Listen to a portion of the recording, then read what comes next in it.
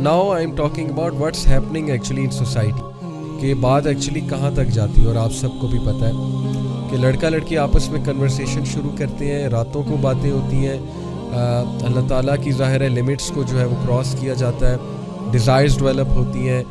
Desires develop होना बहुत natural है, तस्वीरें एक्सचेंज होती हैं, वीडियोस होती हैं, बहुत कुछ होता है। बात पता नहीं इतना आगे निकल जाती है, मैं वो लफ्ज़ बोलना नहीं चाहता जो आजकल बहुत कॉमन है, टेक्सटिंग के बाद का जो स्टेप है।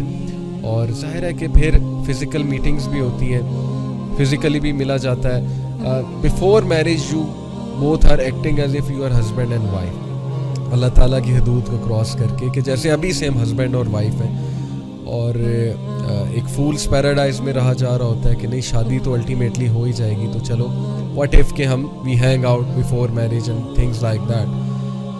तो मैंने इतना सफ़र होते देखा है लोगों को, यकीन करें ये वो इंसान कह रहा है जिसने हार्ट ब्रेक्स की काउंसलिंग की है, जिसने यूनिवर्सिटी स्टूडेंट्स से बहुत क्लोजली इंटरेक्ट किया है। और I have seen literally people destroying there carriers. अच्छे खासे स्टूडेंट इस चीज़ में पढ़ के सेमेस्टर ख़राब हो गया, स्टडीज़ ख़राब हो गई उनकी, फोकस उनका डिस्ट्रॉय हो गया।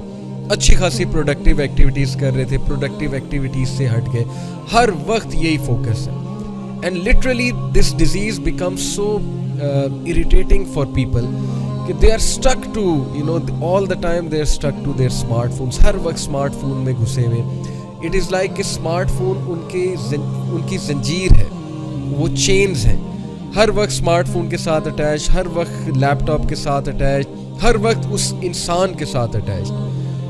यानी पहले से ही सारी बातें कर लेना, पहले से ही जो है वो सारी हदूद क्रॉस कर लेना, और उसके बाद जब शादी करना तो शादी का स्पार्क विद इन मंथ्स ख़त्म होता है। आई एम टेलिंग यू, ये मैं बाय आपको एक्सपीरियंस ऑफ काउंसलिंग्स बता रहा हूँ कि ये सो कॉल्ड लव मैरिजेस जो हमारे माशरे में सो कॉल्ड लव मैरिजेस हैं, उनमें क्या होता है पहले 2 महीने के बाद स्पार्क ख़त्म है, सब कुछ ख़त्म, क्योंकि सब कुछ तो जो है वो पहले बातें आपने की होती हैं। अब नए टॉपिक्स आप कहाँ से लाएंगे?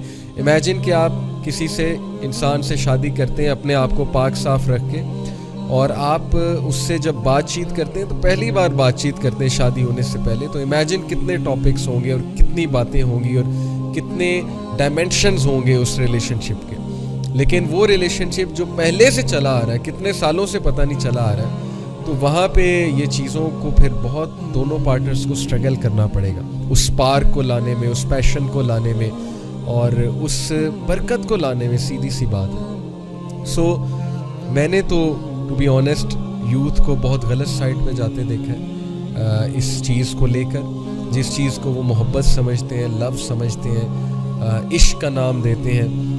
और मैंने कैरियर्स डिस्ट्रॉय होते देखे हैं, मैंने लोगों को लिटरली देवदास बनते देखा, जैसे वो एक इंडिया ने मूवी बनाई, लोग देवदास बन जाते हैं, गम में चले जाते हैं, लोग जो है वो गमज़दा गाने सुनने लग जाते हैं, अपना टाइम वेस्ट करते हैं, अपने इर्द गिर्द के लोगों को तवज्जो नहीं देते, जैसे कि दे आर हार्ट ब्रोकन, माँ बाप को तवज्जो नहीं देंगे, बहन भाइयों की कोई ख़बर नहीं होगी कि मेरी कोई रिस्पॉन्सिबिलिटी है, ज़िम्मेदारी है।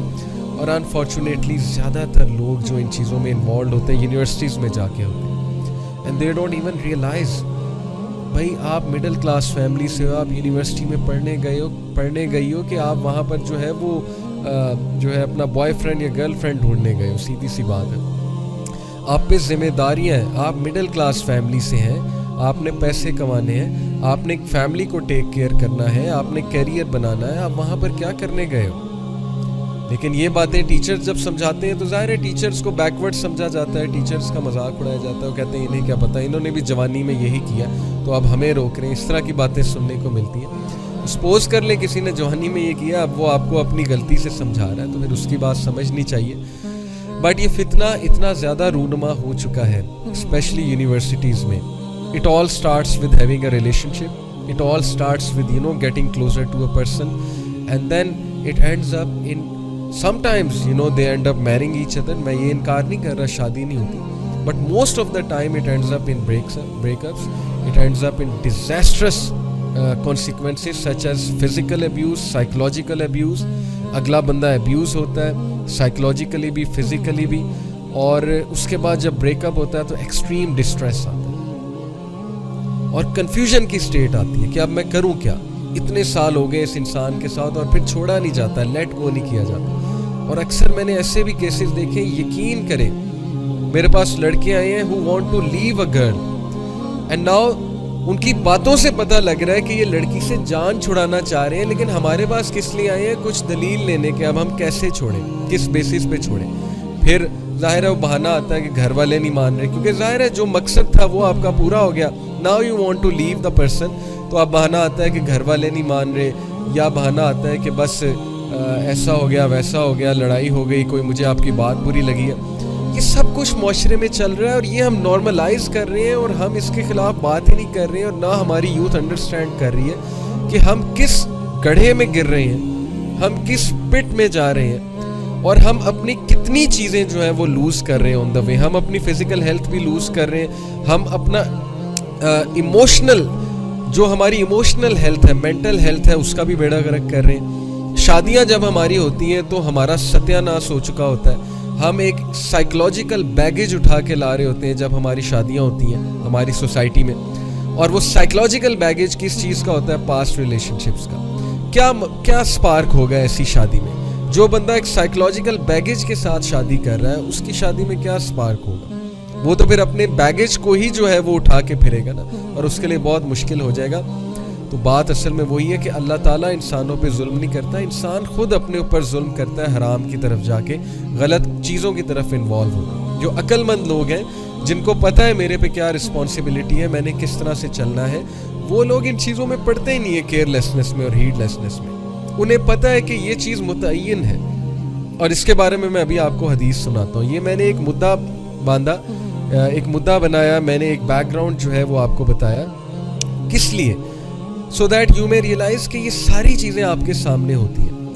You know people get attach to someone, وہ بندہ انہیں یوز کرتا ہے, ابیوز کرتا ہے.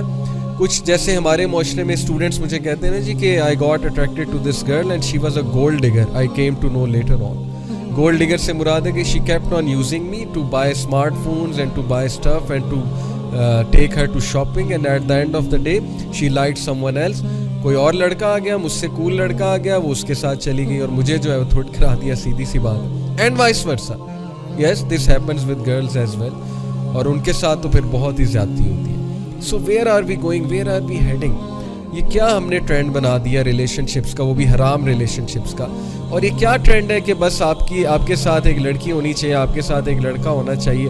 یونیورسٹی میں آپ دونوں پارک میں بیٹھے ہو, فٹ پاتھ پہ بیٹھے ہو, پیومنٹس پہ بیٹھے ہو, سیڑھیوں پہ بیٹھے ہو, تاکہ آپ سب کو دکھاؤ کہ بھئی میں بہت بڑا سٹڈ ہوں, اور میں جو ہوں وہ بہت بڑا میں نے کارنامہ جو ہے نا وہ مار لیا یونیورسٹی میں آ کے. چاہے آپ کا کیریئر تباہ ہو رہا ہے, چاہے وہ آپ کے گھر والے بیچارے اس امید میں بیٹھے کہ یہ جو ہے کل کو ہمارے لیے کچھ کرے گا, لیکن وہ وہاں پہ یہ جو ہے وہ گل کھلا رہا ہے وہاں پہ جا کے.